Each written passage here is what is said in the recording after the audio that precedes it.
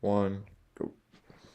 Good morning. Welcome to the December 5th edition of the NBA Betting Show. As always, we are joined by Mike Lockey. He runs PokerLiveCoaching.com. We are also joined, as always, by Matt Mosman. He runs DraftKings Show The Slate. He runs his own podcast called Studying the Sharps. I am Mike G, and I just woke up wondering if the Hawks will be better or worse if Trae Young decides to sit out again.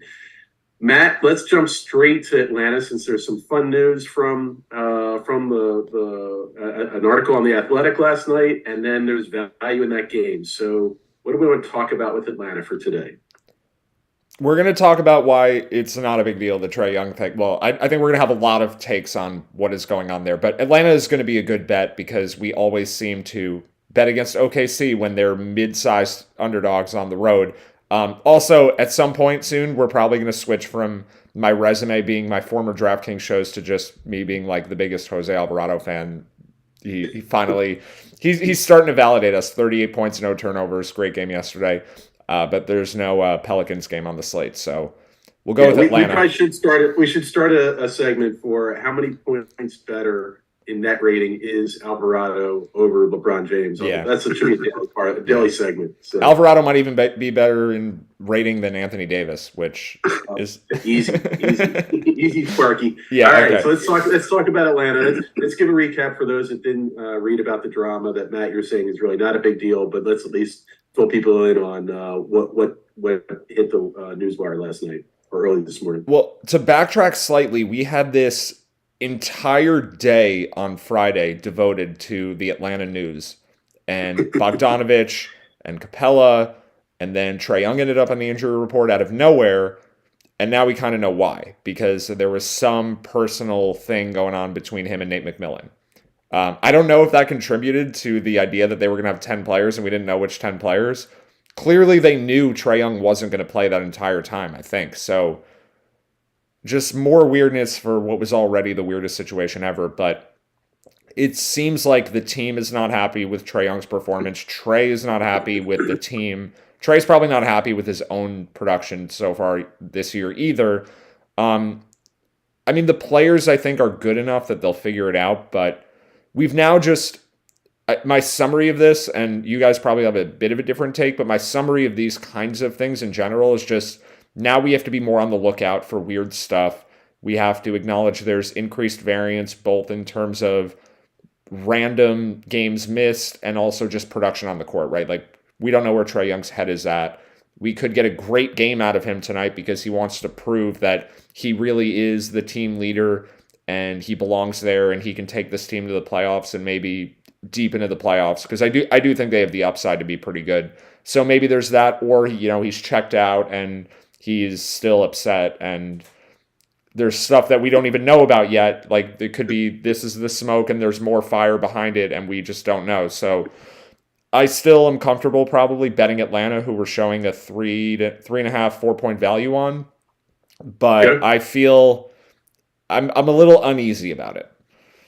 I think this is a fascinating scenario. I think that this is just a cherry on top for what was an incredibly frustrating Friday trying to figure out this situation. And more than anything else, I want to bring up the fact that I thought that DeJounte Murray was an incredibly awkward fit for Trae Young the whole time. Obviously, I get that he helps cover Trae's inability to defend guards. However, maybe this was the team protecting itself from Trae in its own way and saying, look, maybe we can't win with this guy. Maybe he's not good enough to, build around. Maybe they had some buyer's remorse. I don't know. But in either case, the only thing that would be better than Trae randomly popping in and out of games would be Jokic popping in and out frequently. So, And I would argue it's Trae then Jokic, but okay, those are the top two for sure.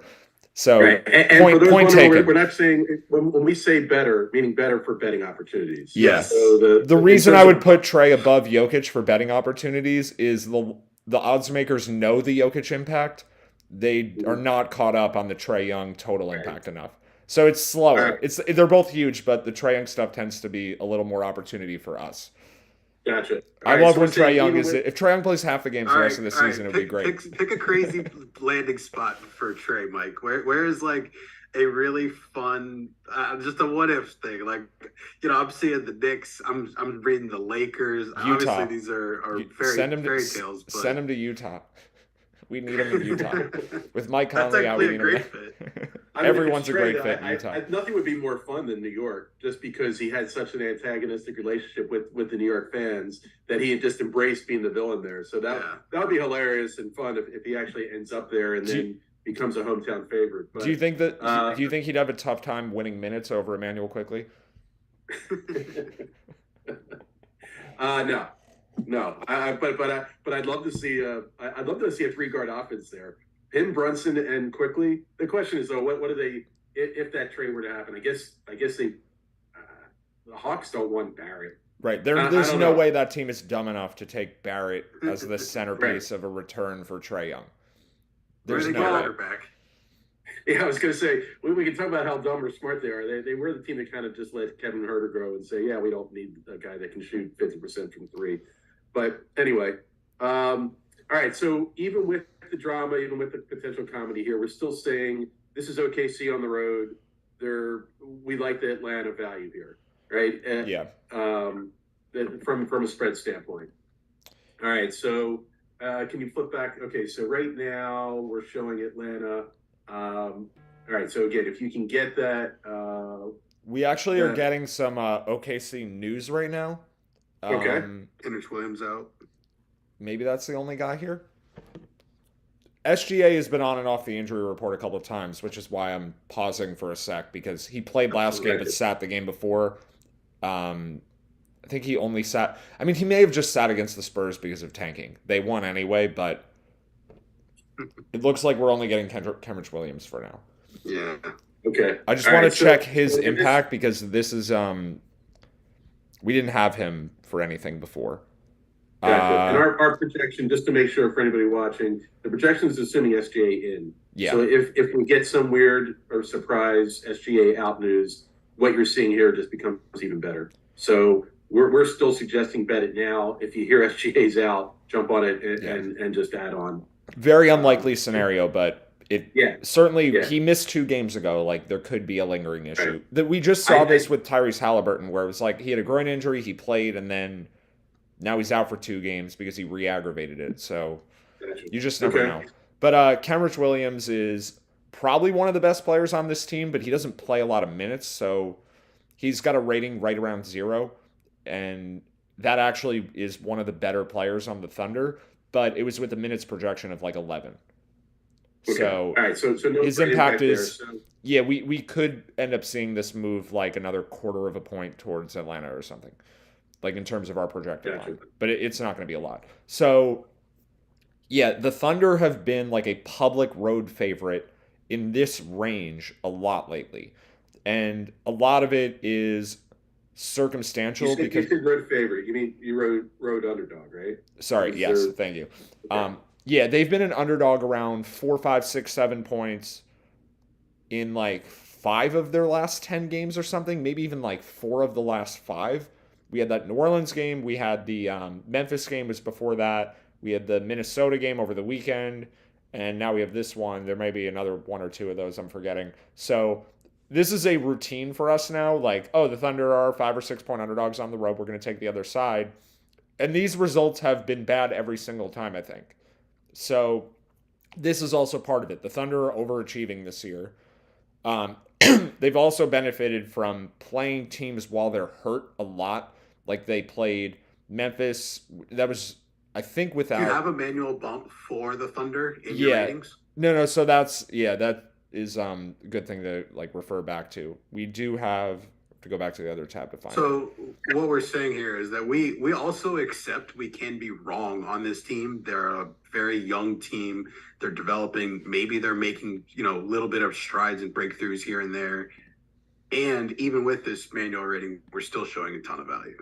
Right. Yeah. So I've got a 1.5 bump for OKC, which I think mostly we're talking about SGA and Giddey as the guys who are undervalued. Sure. When SGA was out, I still gave a point because Giddey might be the guy who has the most upside of all of their players relative to like what the ratings think. And then on Atlanta, there's actually a partial downgrade for the Trae Young stuff that I have in here. And then there's a partial downgrade for like the backdoor cover phenomenon where if the Hawks are up 10 to 12 points at the very end of the game, the starters may not be in. Here's another thing that's jumping out to me. Your travel adjustment's only 1, so we're only given a 1-point home court advantage here for the Hawks, which that's pretty low. Yeah, so the backdoor cover thing, we're actually double counting for that to some extent. The travel adjustment on purpose, right? Yeah. Yeah, on purpose. The travel adjustment already includes a bit of that. Yes. So that's partly why it's low, and then I think I'm not really sure why it's coming through. Like that number is coming just directly off the 538 page. That's not really that's not subjective at all on my part. Gotcha. All right, so with So all it could these like things- Atlanta could be on their 4th game in 7 nights, and OKC is more well rested. So it could be that kind of thing. But it's also partially accounting for the backdoor phenomenon too. All right, so what we're saying is you're seeing good value on this game with Atlanta at minus 5.5. Yep. And if anything, it's maybe even more value than that because we've got a lot of there's some manual adjustments here that bumped up OKC that took some things away from Atlanta. So this is really solid value right now. Yeah. So all right, so that's Atlanta OKC. Let's move on to next game. Let's just start at the top of the page. Let's go Clippers Charlotte. What are you looking at there? Charlotte, yeah, I'm really fond of this team. I just love Oh my god. So we got everything right on Saturday with Milwaukee. Brook Lopez did play, which was a pretty big problem if you watched it because Charlotte just couldn't score at the rim while You mean the odds-on favorite for Defensive Player of the Year, Brook Lopez? The betting markets have it roughly even money, which I think is insanity, but it's clearly showing that the market feels a certain way. Well, whatever the case is on his potential to win that award, he is the if the season ended today, he's the winner. But that game, yeah, Charlotte just played terribly like they usually do. And we have potential value on them again, but this one feels like there's more of a chance for George and Kawhi to come back. Like just given what I was reading from Tyronn Lue's post-game comments after I think they're probably feeling a little bit desperate right now after that blowout loss at home to Sacramento. And he said after the game, like both of them were close, but they just weren't ready yet. So I would be surprised if both guys are out again. I think we probably get at least one of them, if not both of them, in. Nothing says desperate like suiting guys up to play against the Hornets. But seriously, like the Clippers are down to a 500 record. They like that Sacramento loss, which was preceded by a loss to Utah. Like they've been losing games to teams that are right around them in the standings. They need a win. Like they probably feel they don't literally need a win, but they feel like they need a win. And that's what's important in terms of their choice to play their guys or not, is what they think the situation is. So do you have George and Kawhi projected in? And I'm assuming your Kawhi projection is going to be quite minimal. Is it something like 15 to 20 minutes? I think low 20s, and his estimated impact is 2 points. There is a compounding effect of George and Kawhi a bit, because then you get more Amir Coffey. Do you think they stagger them, or do you think they play them together? Yeah, they'll try to stagger them as much as possible, which means they don't have to play some of these end of bench. Like Jason Preston doesn't need to be in the game for that much. We don't need to see as much Amir Coffey. He doesn't need to be in the starting lineup anymore. So having at least one is a really big deal. This point spread has already moved a lot, which is part of the reason I think they're closer to probable, or at least one of them is, because Charlotte opened.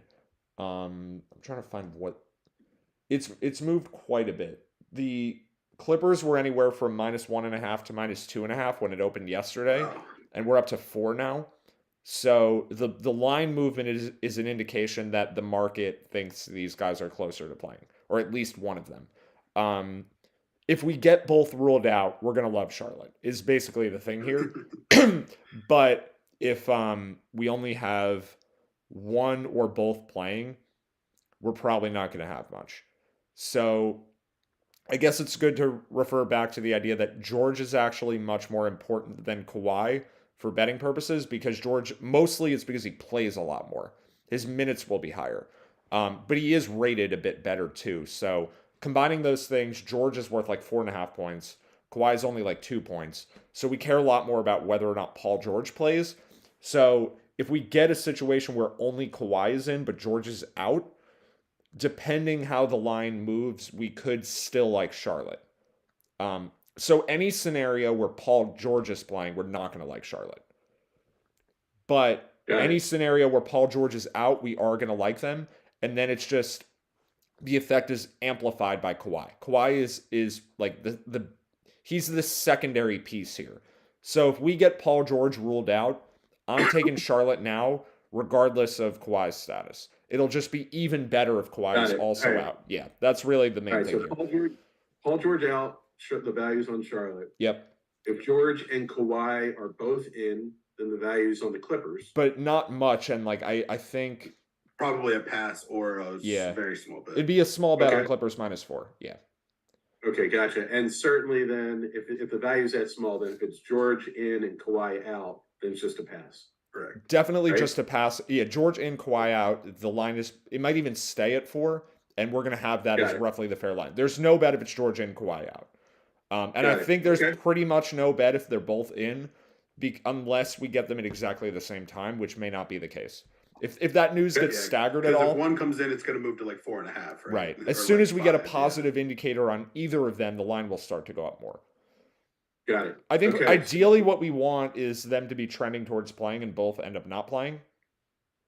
Or what we get, I think the more realistic one, because that almost is never going to happen. They're not going to say like George and Leonard went through shoot around, trending towards playing, and then have them both not play. But I think the thing we really want here that is realistic, aside from them both just getting ruled out, because that would be great too, but short of that, because I think that one's unlikely, would be we get Kawhi going through shoot around, and then the line starts to move towards the Clippers because it's positive Clippers news, and then we get Georgia ruled out, and then we can take Charlotte at a bigger number. That's what I think is. I think that one is reasonably likely. Okay. So I would say if we get a positive Kawhi update, do nothing, and just get your Charlotte bets ready for George being ruled out. Paul George is the centerpiece here. Yeah, just to I think that's the key thing that anyone would need to know for this game is if George doesn't play, we're going to like Charlotte in some capacity. Okay, sounds good. All right, let's move on to Bucks and Magic. Okay, 2 teams in completely different stratospheres. What's our betting advice, or what are we looking at?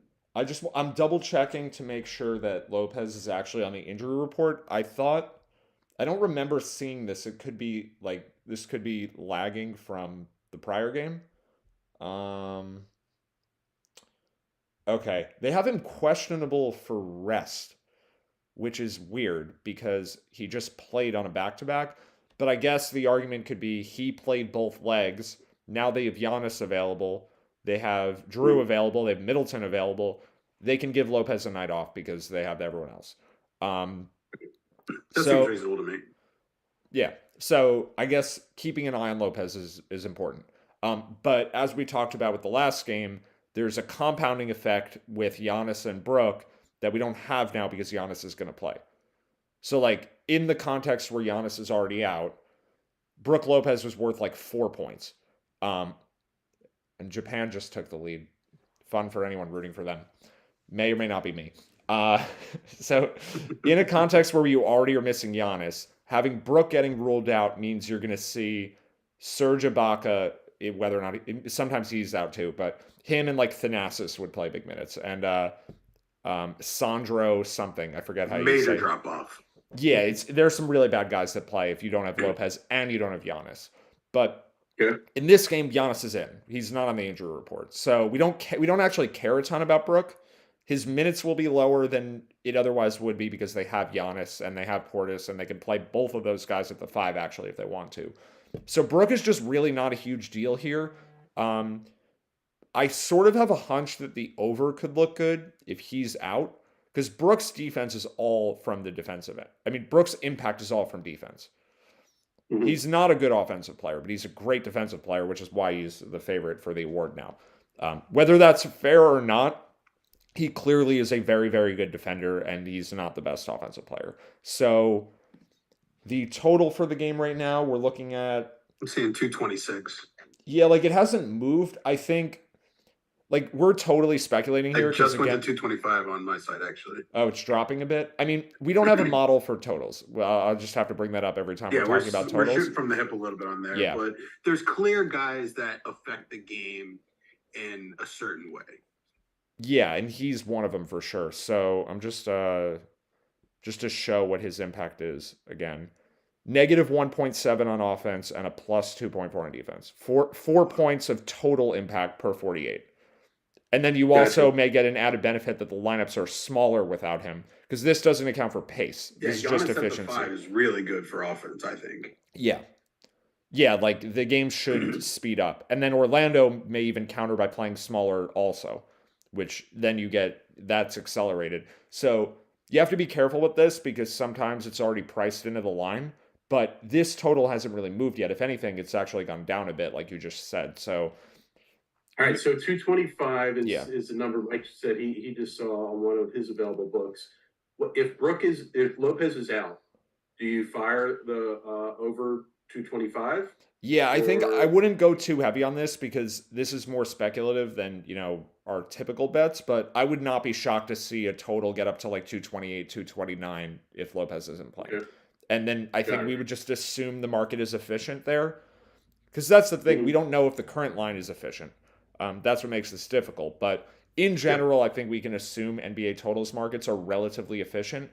And I think that's I fair. I feel confident enough that if Brook doesn't play, I'd go like half unit on the over. Got it. Okay. Yeah, I wouldn't go crazy All right, on it, so- but I'd make some bet probably. All right, so that's for the over. Over would be a half unit bet in the 225 to 25 and a half range if you can get it. And that's if Lopez is ruled out. Yep. For the point spread itself, are you betting that now, or are you waiting No. to confirm that he's in? Now, if he's in, then you're betting the Milwaukee line. Well, we need Grayson Allen in too because Okay. I don't think he has a huge total impact. I mean, he's better at offense than he is at defense, but I don't think he's like important. He's not going to affect the pace really. I just don't think he's relevant enough there to matter for that. But for his spread impact, like I think he is also somewhat important. Like we have an estimate on him of 1 point. So the fair line drops to like minus 10.8 if Lopez is in and Grayson Allen is out, which still gives us a little bit of an edge, but I think I'm not looking to bet this unless both Milwaukee guys are in. Okay. I kind of want to wait for it. I think I Gotcha. get that. Unless, I mean, Okay. if the -9 is still available, I'm not sure that it is. Maybe you take that, but I'm seeing 9.5 everywhere. Yeah, I'm saying That's- 9.5 too. Yeah, that's why I'm being reluctant here because it's showing 2.8, but it's really like 2.3 because I don't think there's a -9 anywhere. Okay. All right. So on that game, potentially, if Lopez and Allen are in, and if you can find the -9.5, then that's a play. But wait for that news. All right. Let's move on and talk about Boston Toronto. This can be an interesting game. I'll let you talk about the line, but you're talking about an historic offense. I don't know if you guys heard or have seen this stat. The Celtics right now are averaging 121 points per 100 possessions. The NBA all-time record is 117. So this offense they're not just beating that record, they're crushing it. It's a quarter of the way through the season, so it's still early, but Yeah, but it's an entire quarter of the way through the season. That's enough data to start realizing this shit's real. So the reason I mentioned it is, again, I did hear that stat this morning, so I wanted to pass that on. Toronto's really good defensively and really smart defensively, so I'm just curious to watch it. But what are we looking at in terms of value? I see nobody with Q tags. So how do we feel about that game right now? So I'm just changing something quickly because the +1.5 for Toronto is not there anymore. Like that line doesn't exist anymore. So Sure. Okay, that looks updated now. Yeah, there's really nothing here despite all that fun that you just laid out. You're really just making me sad they didn't win the championship last year when you bring up stuff like that because it's basically the same team. I know they didn't really play Luke Cornett and Sam Hauser last year and they didn't have Brogdon, but like it's pretty close. So, yeah, they should have beat Golden State because they're the best team in the league last year and this This year. feels like a weird line to me. I obviously I trust that the amount of work that we put into this and the fact that we're on market is obviously Right. I'm understanding that I'm the idiot here, but like, I just can't imagine the Celtics being a pick 'em to anyone. The Celtics are coming in on a back-to-back from Brooklyn into Toronto, though. They played So, last night. yeah, All they right, won at I Brooklyn. That's really the reason here. gotcha. Okay, I take it back. Then I Yeah. thought they had the night off yesterday. So I if thought that that were, game was 2 nights ago. I knew that game happened because I think they were only 3 point. I couldn't believe they were only 3 point favorites in that game. And I was like, this Brooklyn team's atrocious. they're But not again, though. that's another one. Brooklyn's We pretty didn't. good. Yeah, even without Simmons, Brooklyn's like an average to above average team. Yeah, but the Celtics are the best team in the league by a lot. Yeah, I mean we had the Marcus Smart also didn't play yesterday. Do we have him? I think we I have thought him. I saw something already, but I We don't could be have any wrong. update on him yet. He's projected in Okay. for now. I probably should add him questionable here, just because we Yeah. don't know. He's only worth like a point though, because Derek White is better than him. They usually both play, so it's not like Derek White just plays over Smart. But Peyton Pritchard is also a more than Serviceable. competent third stringer. Yeah, he's like the best third stringer of all time, maybe. He's quite good for that role. So if he has to jump up and play backup guard minutes, they lose a little bit off Marcus Smart, but not that much. So it's not going to change too much here. But I think I will adjust this after because we do have to watch for Al Horford. I'd be really surprised if Tatum or Brown sit this one out. Although Tatum has been dealing with an ankle injury, it kept him out of. I think it kept him out of the home game against Charlotte, which was a week ago tonight. I think that was the only one he missed. But that was a game where like he theoretically could have just rested without any injury. They won that game by 35 without him. So I think we maybe have to be aware that like Tatum or Brown could be out. I think it's super unlikely though. But I think Marcus Smart, Horford's way more likely than those guys. well, Smart is got to Or be the Smart as most well, likely yeah. to sit just because he had an actual injury that kept him out yesterday. Horford for sure is the most likely rest candidate, just pure rest. And then Malcolm Brogdon too. But Brogdon's spread impact is so this is also I'm going to do some maneuvering after we get off the show because there's a compound effect here too where if Smart is in, we don't even care about Brogdon. Like his rating is it's such a narrow bump above Pritchard. He's higher but to a small enough degree that it basically is irrelevant.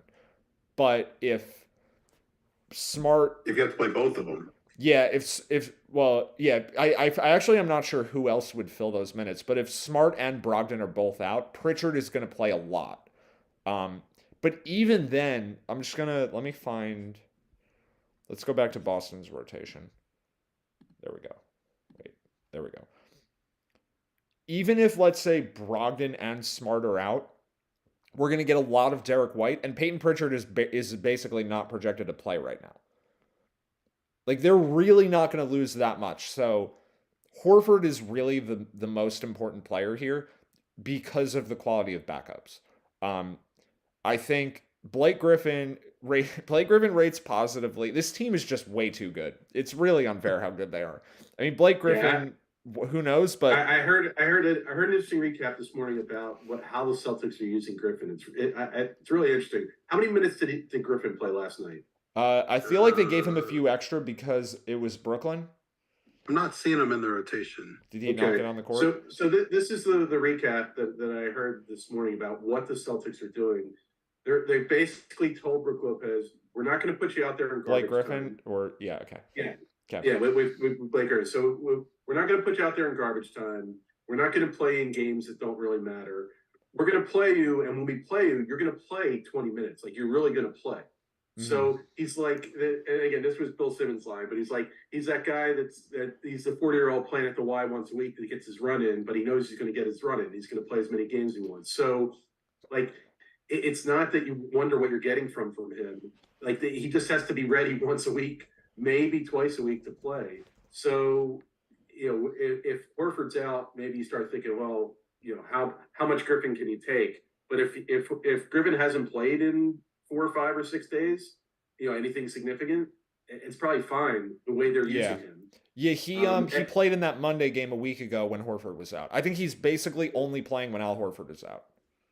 Okay, yes, and they're probably saying to Horford they want to rest him once a week. So they're saying Blake, it's your time to shine when Yeah. when Al sits. So I think that could happen tonight. We could get Horford out for rest, and Griffin is playing for him.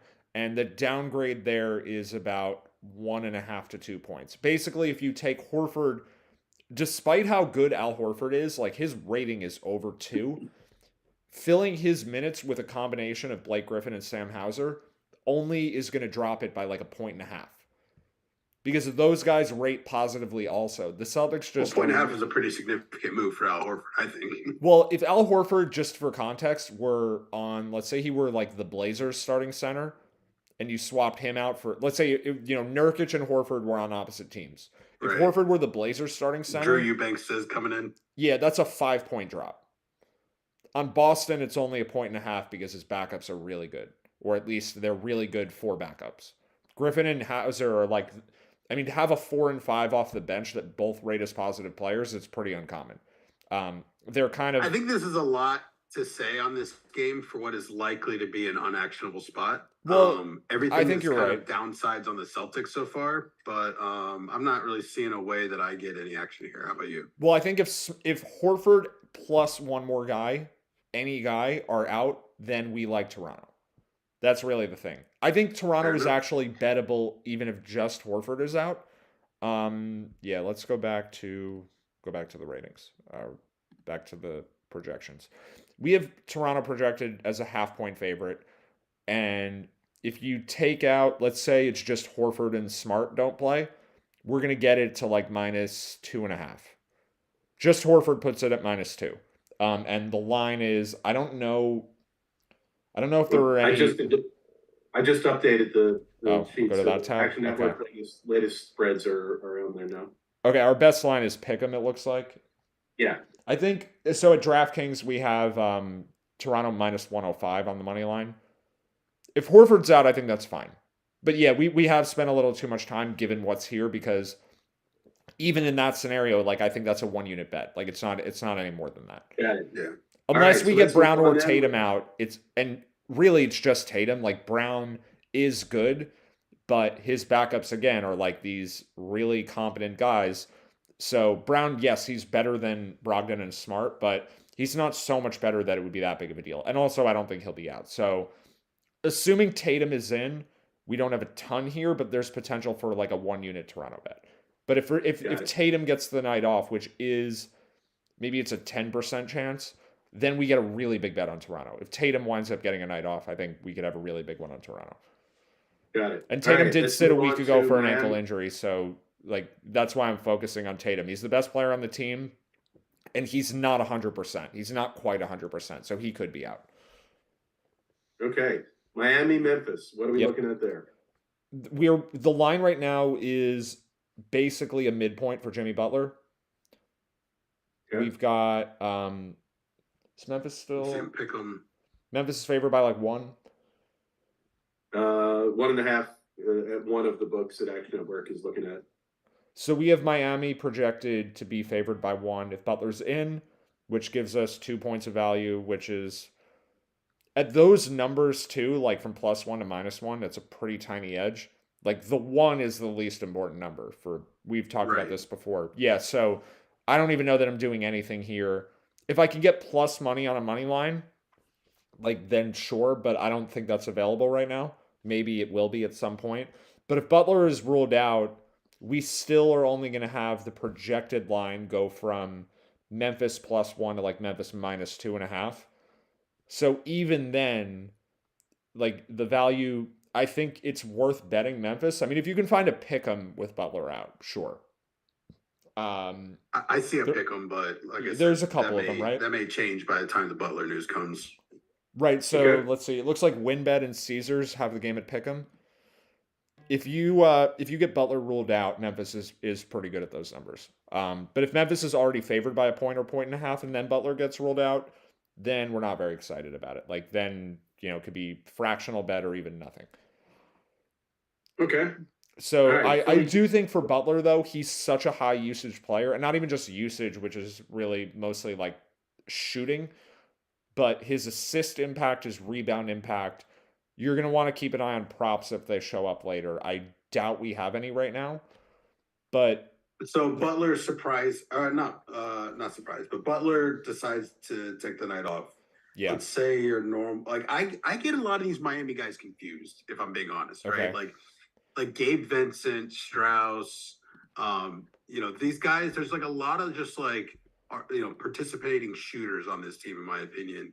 And I kind of maybe there's more matchups driven that I'm not following in these matchups, but like, where do you actually see a prop value come from if Butler's out? Well, the first place it comes from is increased playing time.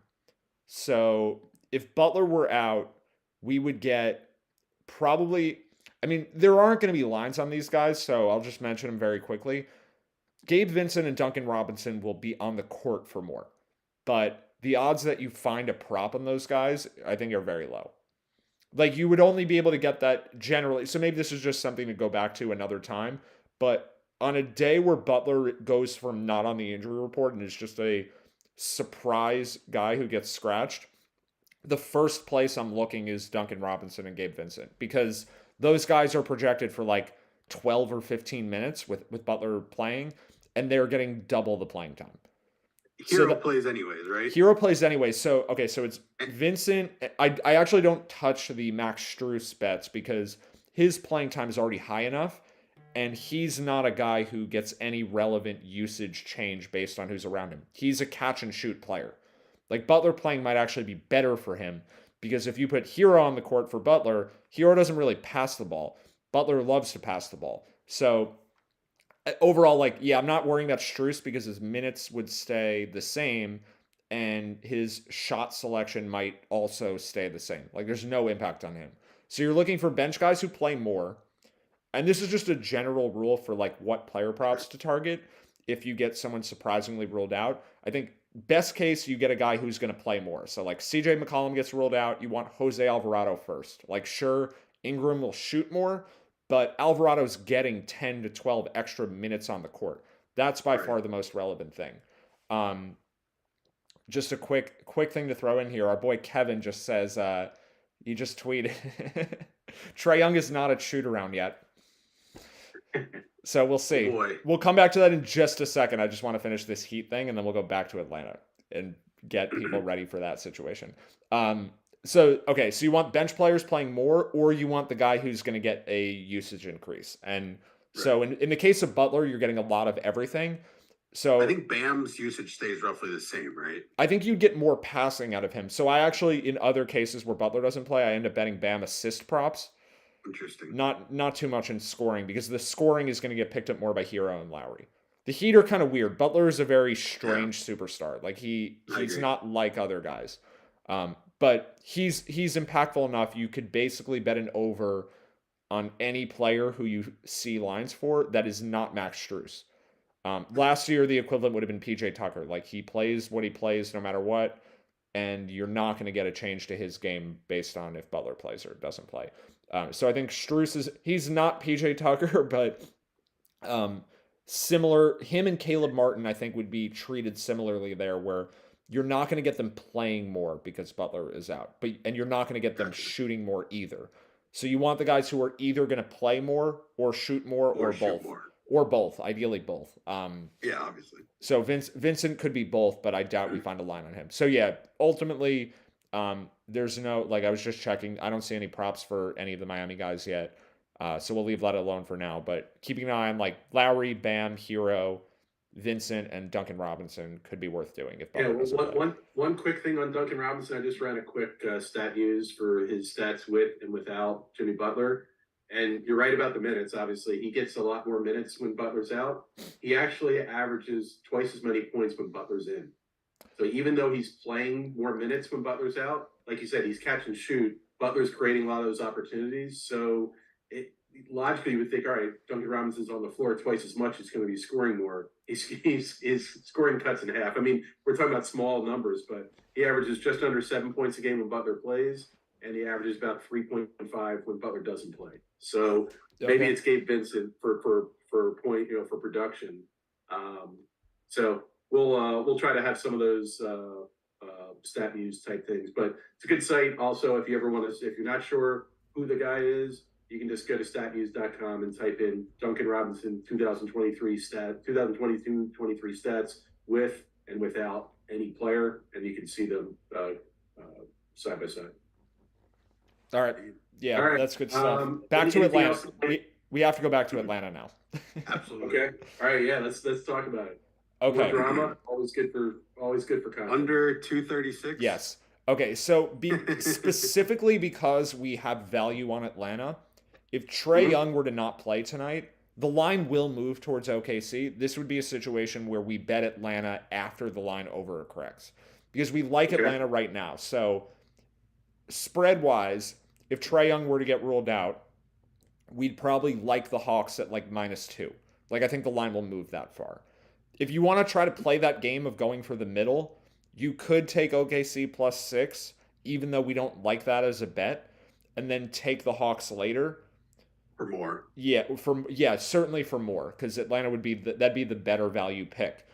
So that's a game to play, but I don't really have a ton to say about that. I tend to not really do it, but that's like my concerns around limits. Like it's a different concern. So I'd be a little more interested in taking a +190 money line and then hedging that off, I think. But right, because you can guarantee profit that way. Like you're going to be able to get an ARB on that. You'll be able to bet the Hawks at like -150 or something.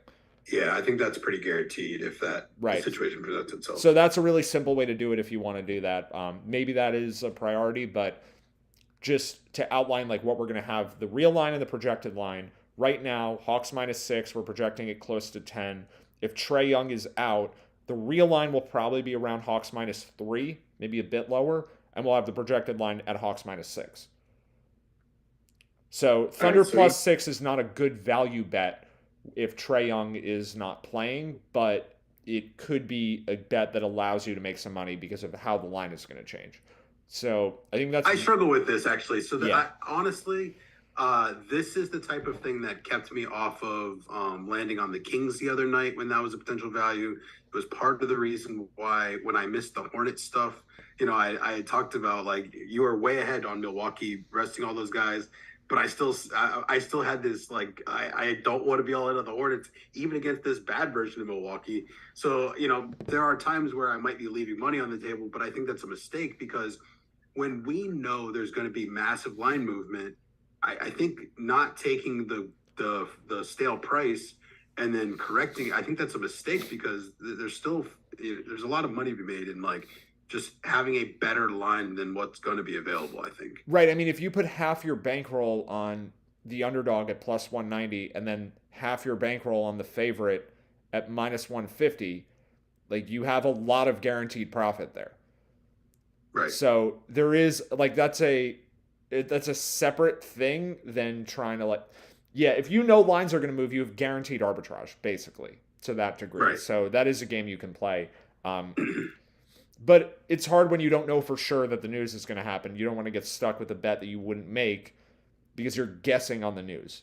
Right. No, I mean, and we have no idea what's going on with Trae Young. Of course, we have no idea. But I also think that here are the facts. The facts are he got in a spat with his coach on Friday. The fact is he chose to not play in a game that he could have played.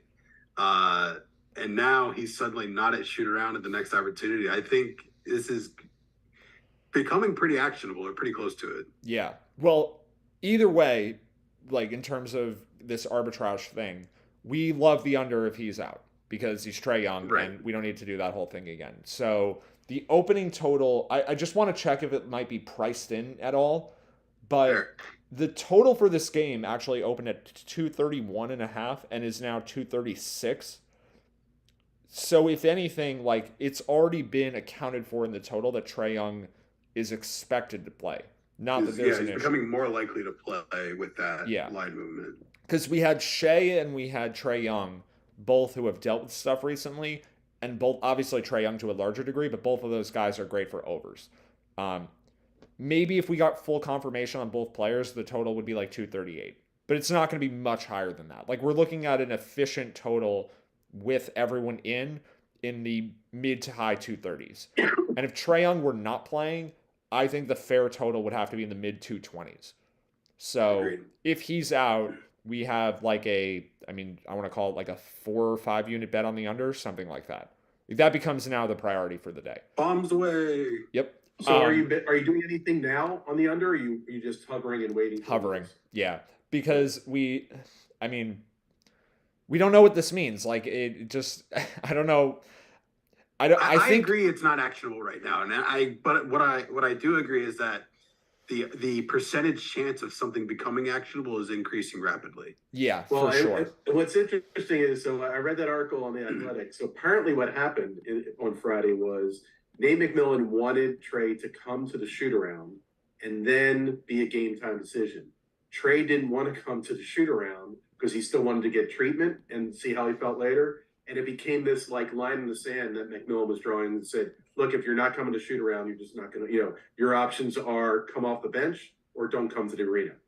So the fact that now there's a no-show for the shoot around, it's like we might get either news earlier or than usual, or something's going to happen because this is no expert opinion here. This just feels like a player that's digging his heels in and now saying to the coach, all right, you can do it again. You're going to make me not play tonight and then tell everybody that it was me choosing not to. That's what this feels like. Yes, yeah. I agree completely.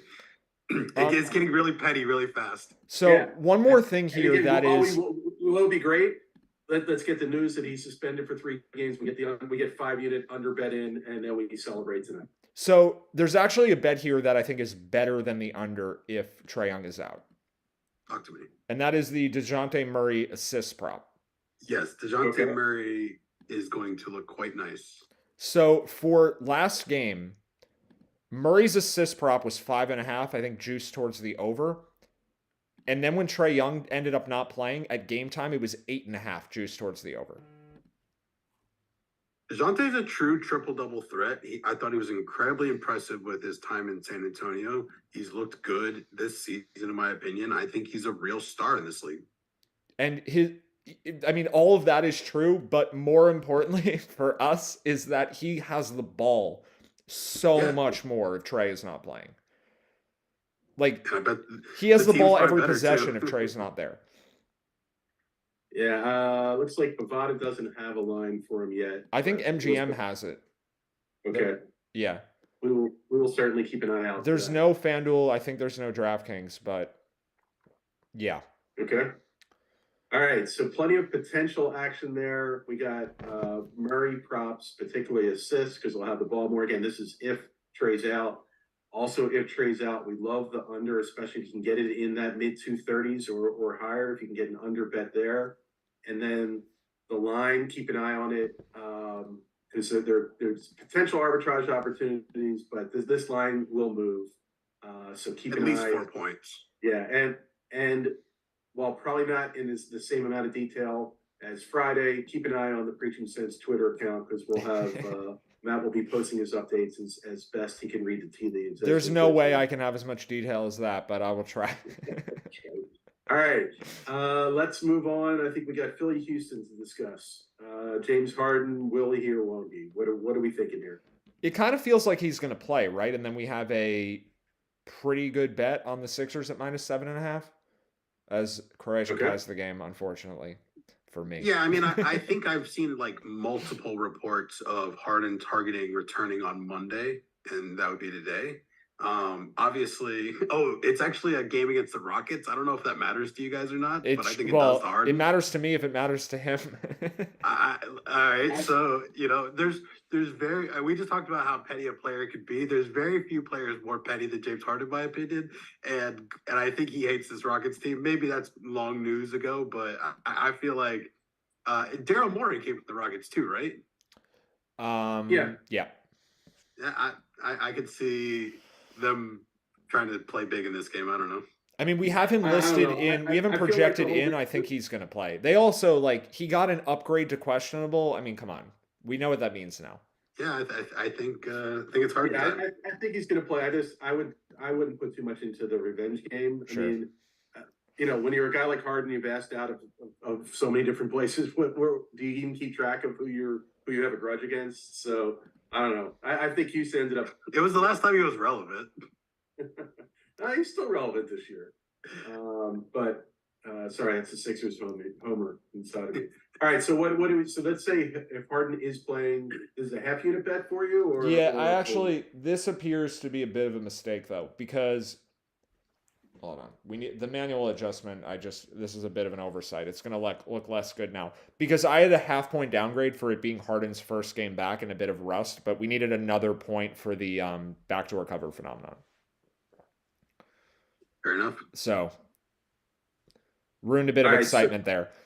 Yeah, all right, so go to the value tab so we can yeah. look at what this. Now with this, we're at 1.8 points of value at -7.5 with Harden in. I mean, I think Okay, a half unit bet on Philly with Harden in is the way to go.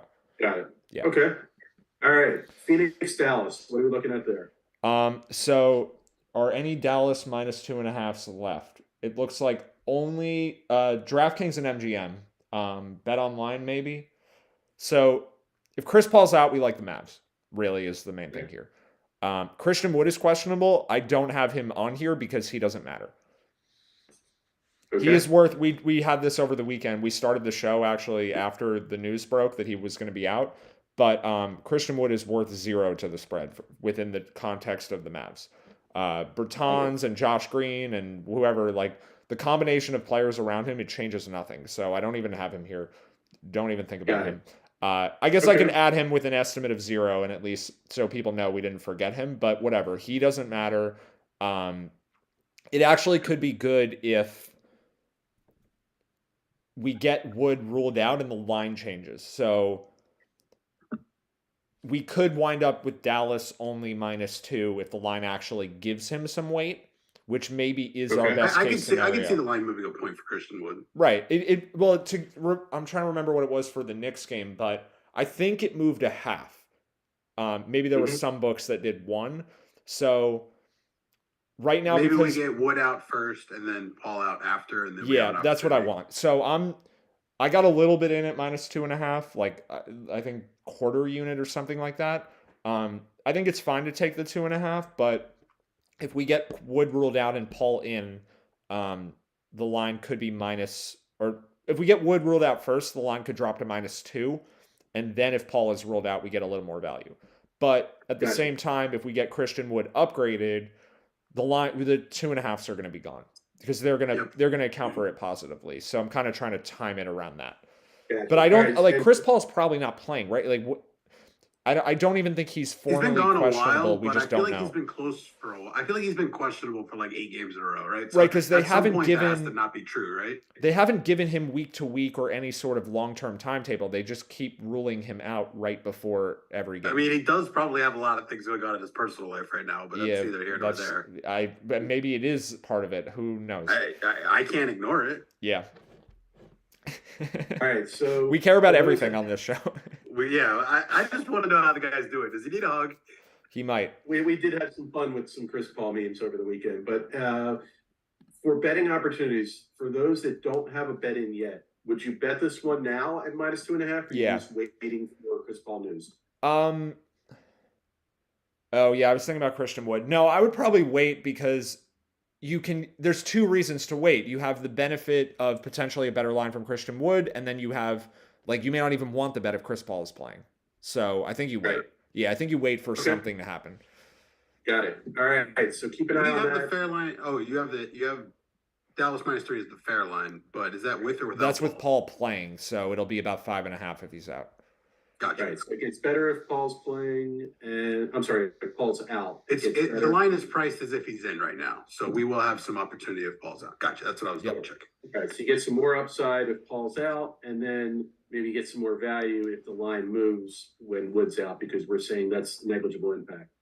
Okay, moving on to the Indiana game. What are we looking at there? Not much. I mean, we've got a bit of value on the Warriors if Andrew Wiggins plays, and he's questionable. So it's kind of like there's one other Are they on a player. back to back? The Pacers are on a back to back. Pacers are interesting. Yeah, we don't have an update on TJ McConnell, who is somewhat of an impact here. Um, I'm going to add him too, but best case for Warriors bets is Wiggins plays and McConnell doesn't play, and then we'll have the projected line in the 13 range, like 13 and a half. with an actual line at 10.5. So that would look pretty good. We could get a Miles Turner rest game. There's some weirdness for Indiana that could create some options here. Okay. Halliburton's already out. Can you just put your cursor somewhere so scroll back over to the left. It was just, I think it was below where there was an error, so we couldn't see who the guys were that were listed. All right, so you've got Wiggins, got Jordan Poole as questionable. Got it. Okay. Yep. So it's really that simple. Like, if Wiggins isn't playing, we have nothing here. Poole doesn't matter. Poole is, his rating. I mean, am I getting this error again? Okay, hold on. Yeah. Poole, negative rating, estimated impact 0. I mean, there's some guys on the bench who they're actually better off having in the game, like Dante DiVincenzo, who actually plays some defense and doesn't get called for a carrying violation every play. And then there's guys like Moses Moody who are rated worse. So I think it'd be overall close to a wash. Gotcha. Okay. So now I'm just waiting. I think the Hawks are really, the thing we care about by far the most today, but there is a lot of other potential going on. Got it. All right. So keep an eye over here for Trae Young. Yeah, keep an eye on Trae Young news. Have fun refreshing Twitter all day, folks. Yeah, let's one more time shout out for the Hawks beat writer. What's his name that shows the picture of the shoe? That Kevin C. Relevant. Yeah, Kevin C. I don't know how to say his last name. Maybe he'll join the show someday and tell us what's been going on. Got it. Can't wait. All right. Sounds good. So we got a potential action-packed Monday.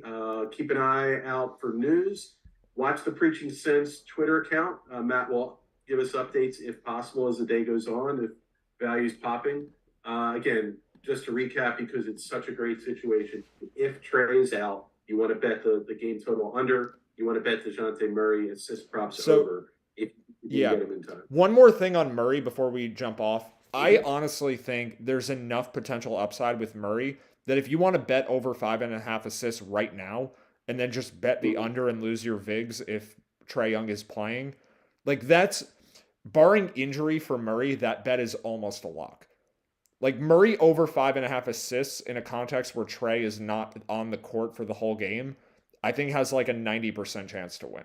So I think that given the uncertainty, I think there's actually, like, if we were doing an EV calculation where one of the variables was Trae Young's probability to play tonight, Trae Young, as long as he's below a 90% chance to play, makes Murray plus EV on the assist prop. So it's not good another way to look at it, for those that may be hesitant to bet one way and then be confident enough that they're going to be around to bet the other way.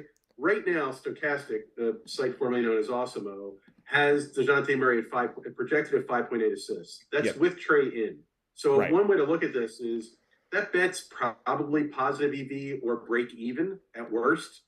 So if you do bet DeJounte Murray over assists right now, it's a 50-50 bet if Trae plays, and it's a phenomenal bet if he wins. Right, it's either 50-50 or 90-10.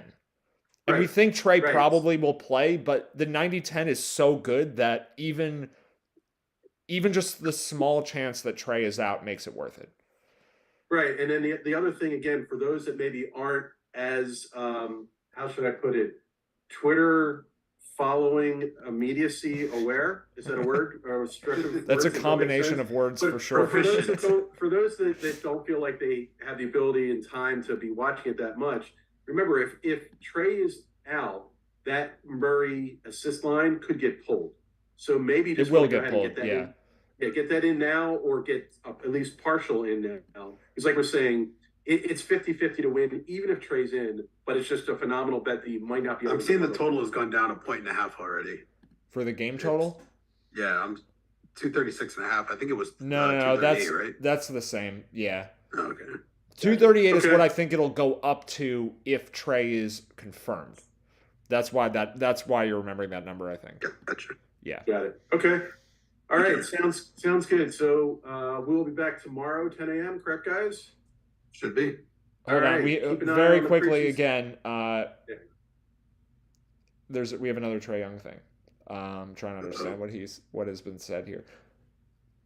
Trae Young apparently said that he missed Friday's game due to injury, and it was not a personal thing. We can leave that to everyone to decide if they believe that or not. Why does he feel the need to say that if it's stuff that I don't know all right. when he said it, to be fair. This is reporting from before. He may have said that on Friday. Clearly there's something going on. It's worth paying attention to. Yeah, we'll just leave it at that, I think. All right, sounds good. Watch the Preaching Sense Twitter account. Please, guys, give us a like and subscribe on the Preaching Sense YouTube account where you can find the show.